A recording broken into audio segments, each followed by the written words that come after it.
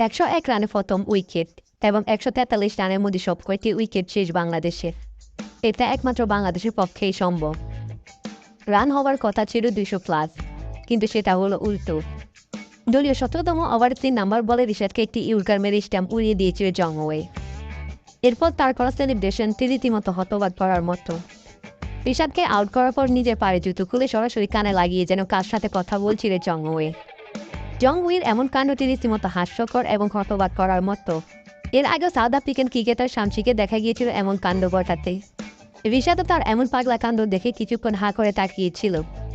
এবং ম্যাচের মাঝখানে মোহাম্মদ মিঠুনকে দেখা যায় জিম্বাবুয়ের হয়ে ফিল্ডিং করতে। আসলে এটা ছিল জিম্বাবুয়েন ক্রিকেটার ফারাজ আকরাম। তাকে দেখতেও হুবহুব মোহাম্মদ মিঠুনের মতো দেখা যায়। তবে দীর্ঘ ৯ মাস পর আন্তর্জাতিক টি-20 ম্যাচ খেলতে নেমে রানের দেখা পেয়েছে সৌম্য সরকার।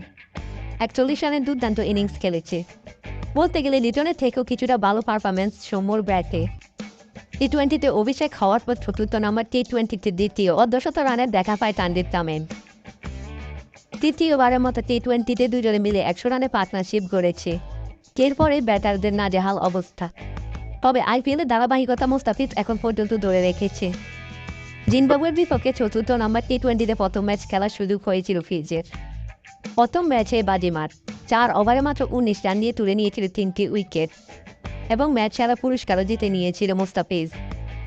তবে শেষ ওভারে টানটান উত্তেজনার মুহূর্তে সাকিব আল হাসান জিতিয়েছিল দলকে। পরপর ২ বলে ২ উইকেট নিয়ে বাংলাদেশ জয় পায় ৫ রানে।